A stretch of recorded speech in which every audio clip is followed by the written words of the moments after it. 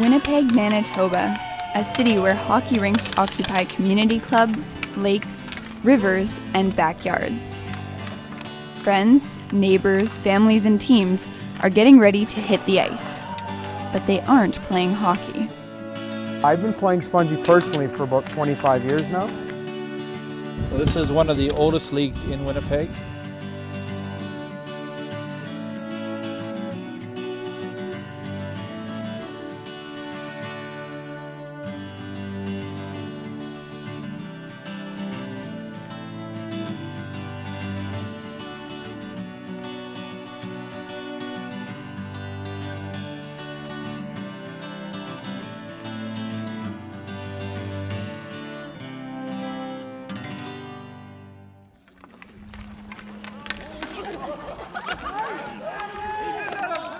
Spongee is basically ice hockey without skates.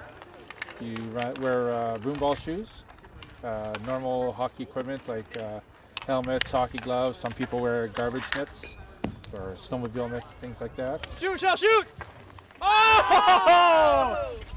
I feel like I'm keeping on my feet a lot more than I am when I'm playing hockey. I'm way too timid with boots on.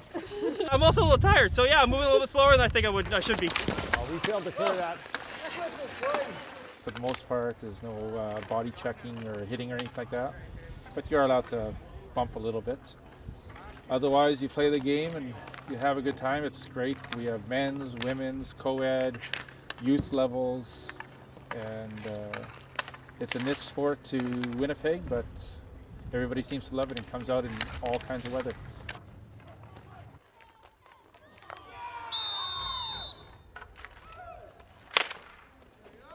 I like Spongee. They've often called it the lazy man's game because there is no offsides, there's no icing, there's no two-line pass. The end of the season and she still can't gear up. Oh, good. Although Spongee has been around since the 1950s, competitive leagues started forming in the early 80s. It's been growing ever since and now has become part of the city's culture.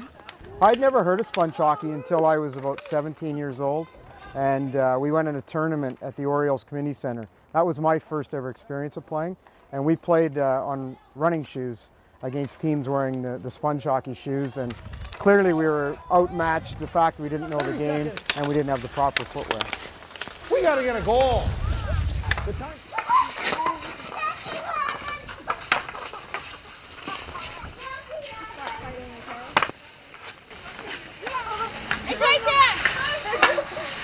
On the other side of the city, these kids are playing their first Spongee game.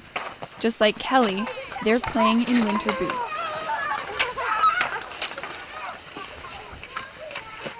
It was way harder to stay on our feet because in hockey you can just go slow in steps, glide and stuff. But if you try and really accelerate when you're there, you just fall right over because it's really hard to get. Well, if you don't have the proper grip shoes, it's really hard to get traction.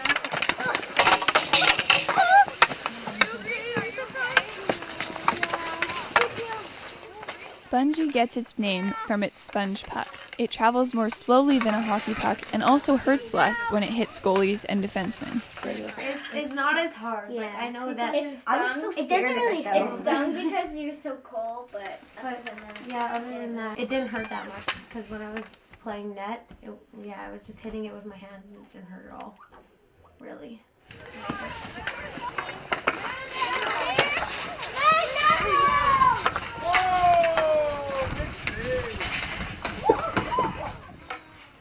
People of all ages enjoy recreational Spongee games.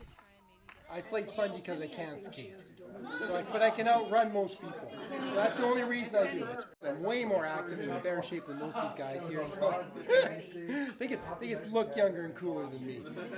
I play defense, and that's my only job. Oh yeah, I played hockey and Spongee all my life. I even played hockey when I had my artificial hip, but just do it sort of recreational now. Once a year we just play Spongee with our families. When we heard this game was going to be played, we thought, hey, let's go play out in St. Vital. Good venue, nice people, and it was a lot of fun.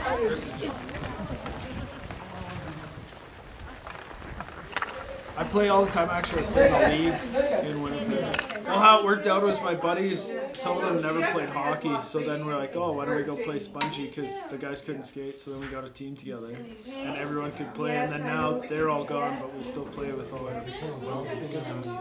The league's a lot more competitive, and this is good to have come out and have some beers after. It's a good time.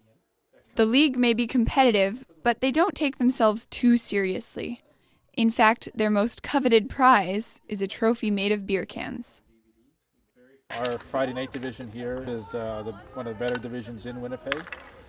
A lot of egos, a lot of guys that just love to be able to give the guys the jeers by bragging about it.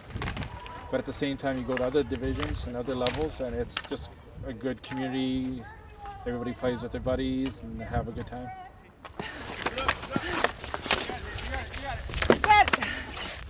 Spongee brings people together, and even frigid Winnipeg winters can't cool their enthusiasm.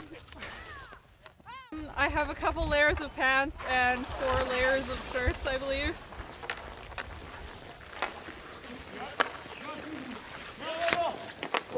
When the weather gets to about -40 and wind chills up around -50 or so, games are still played. We don't cancel. The worst thing we may do is shorten the game a little bit and give a little bit more warm-up time, especially for the goaltenders. But otherwise, we don't cancel for anything. Spongee has become a favorite pastime here, but in other Canadian cities, Spongee is an uncommon fringe sport. So why does Winnipeg love Spongee so much? I think that it's inexpensive for one, and two is our winters are so long. Our outdoor ice is able to sustain a 3-month season, whereas other provinces, they can't have outdoor rinks like this, and that's what you require for a sponge hockey season. Come on! Oh no, Michelle, you're not on my team this time. There's so many hockey fans here, and it's so easy to find a rink to go play on at any time, anywhere. Anywhere you go in the city, there's a rink within a couple of blocks of you. I can't believe we didn't cash one of those chances. If you can't skate very well, you can't play hockey very well, whereas anyone can run. Oh, that's on me. That's a bad giveaway. Every time you go skating, there's always that one guy who only brings shoes. I think it's a lot safer because you don't have the skates. I think Spongee's more fun.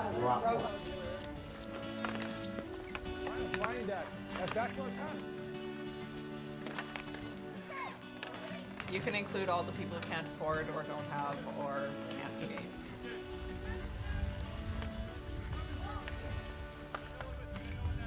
And it's great for those, especially those that don't know how to skate. Everybody knows how to run. Okay, you guys are up against these guys, eh?